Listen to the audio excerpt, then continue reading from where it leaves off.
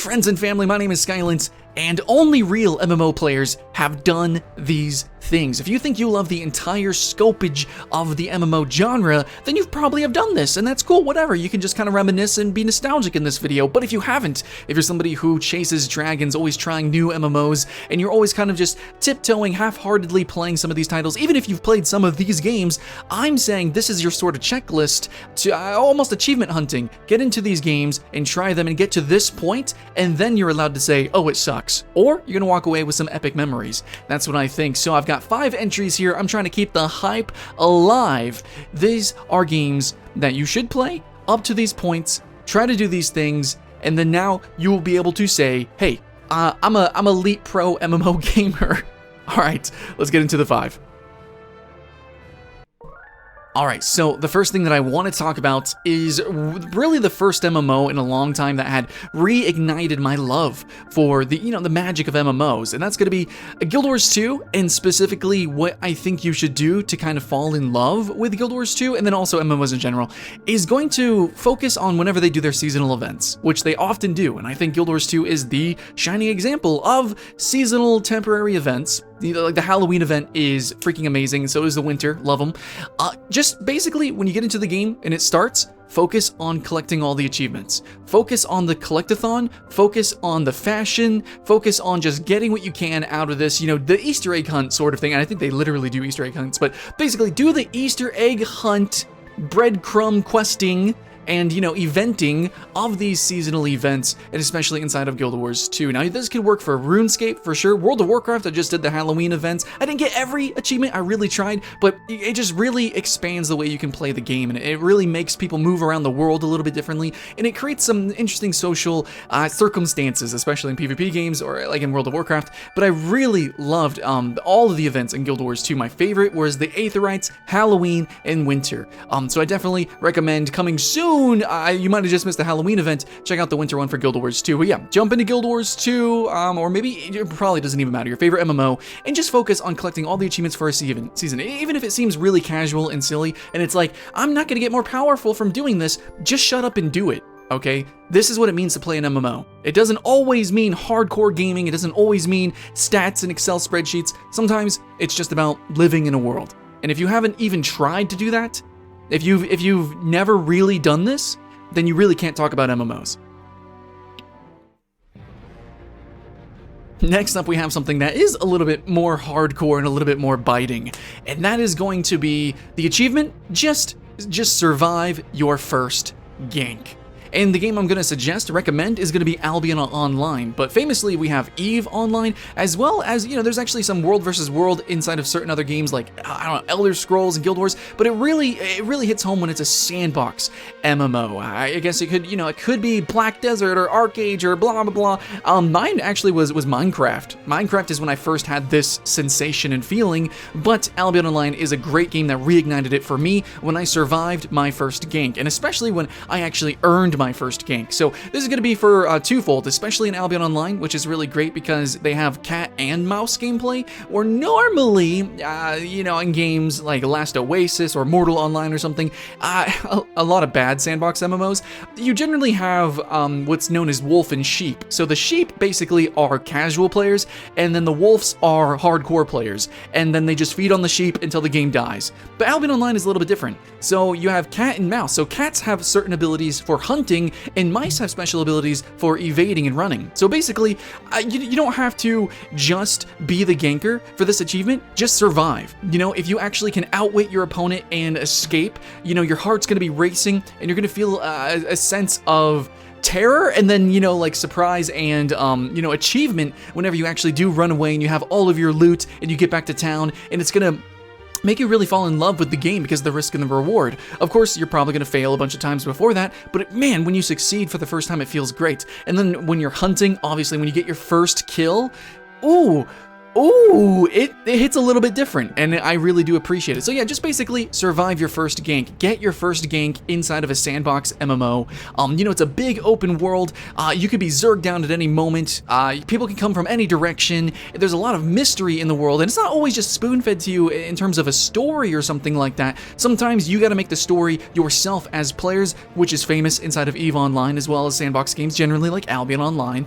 And so when you go out there, you know, I bet people could tell tons of stories, comments down below, I'm sure, of people talking about their epic adventure of them getting chased down by a guild, or them, you know, infiltrating a guild and doing some assassination or something like that, or just trying to survive in the open world, in the wilderness, and stuff and things happen because of faction warfare or this or that. So yeah, definitely, this is one thing that a lot of people are kind of afraid to experience.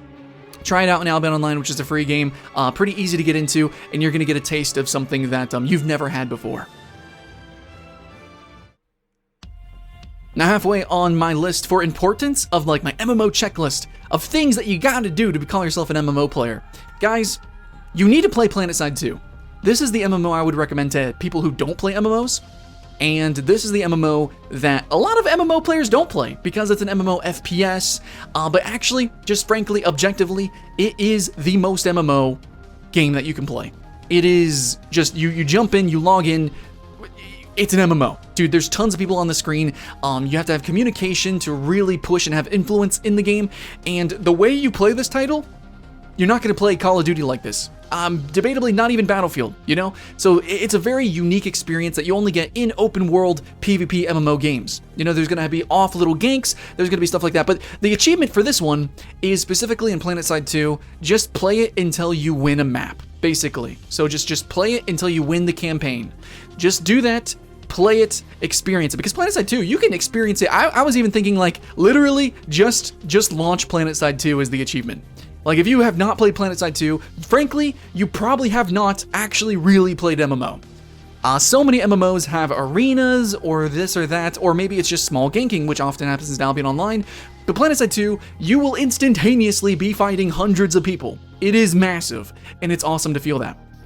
But just play until you win a map, really absorb yourself into Planetside 2, get on the comms with other players, or, you know, play around the strategy of your team and the hive-mindedness, you know, the sort of herd mentality that happens. You know, throw yourself into the mosh pit, I don't know, maybe try to get like 10 kills in a row, mix and match with some different builds, and just realize that the way you play this game and how people play around you is totally unique because it's an open world, massively multiplayer game, and I don't think you can talk about MMO PvP if you've never played Planetside 2. So definitely check out Planetside 2, and obviously, you know, other games like EVE and stuff. It takes a much Longer to get what you can in Planetside 2, but it's also in there, sure.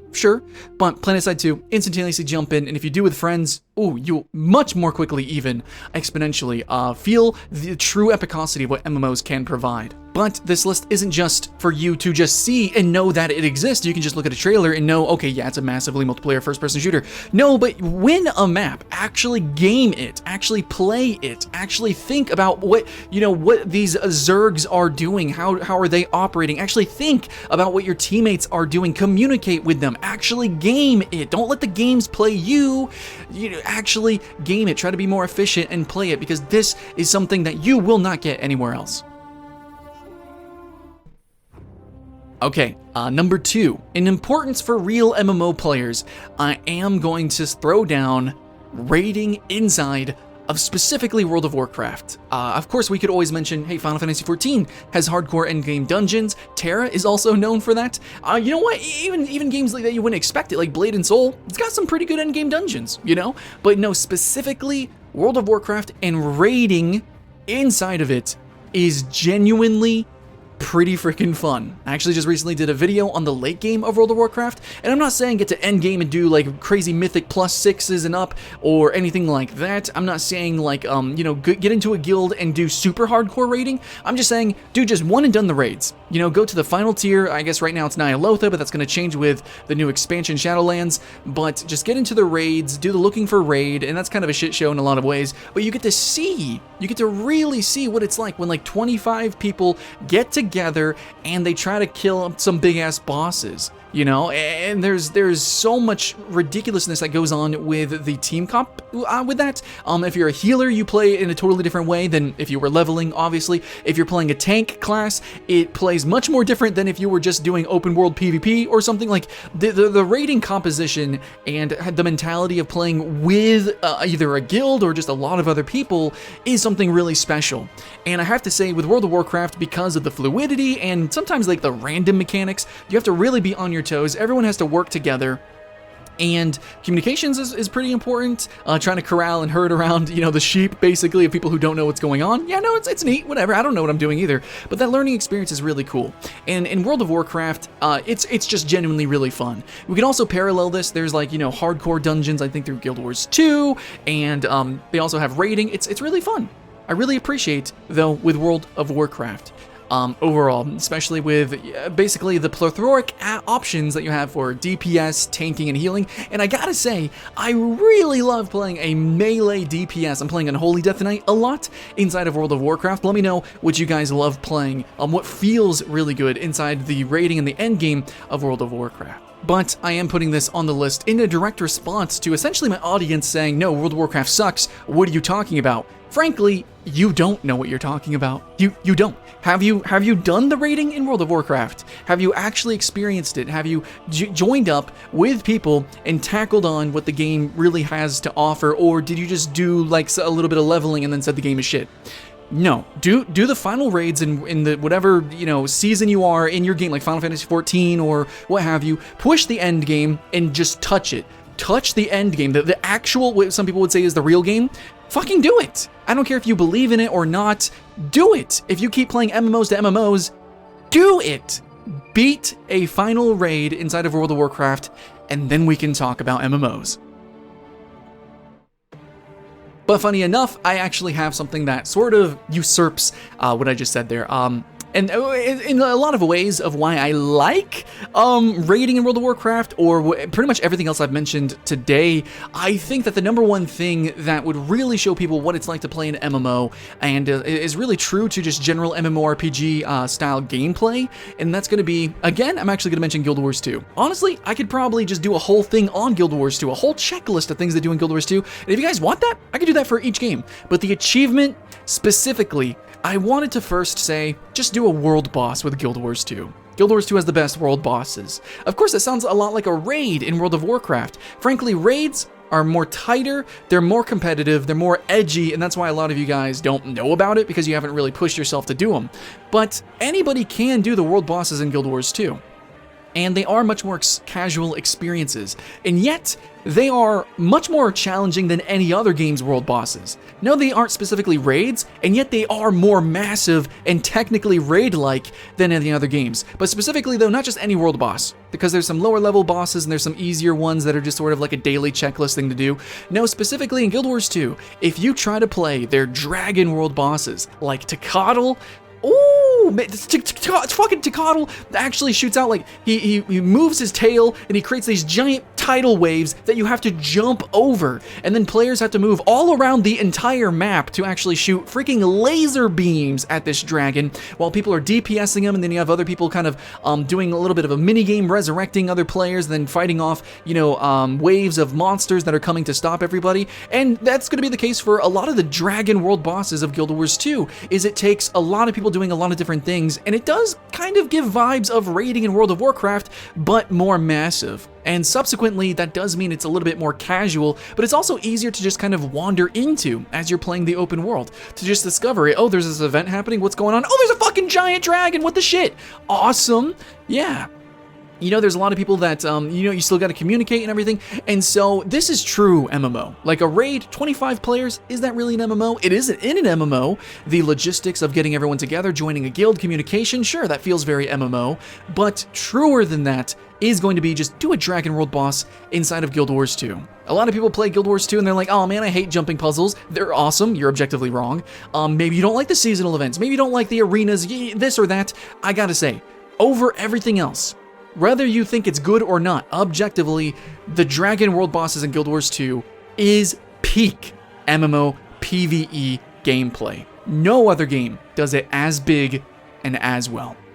And so you need to do it at least once. You don't have to beat it or anything, just witness it.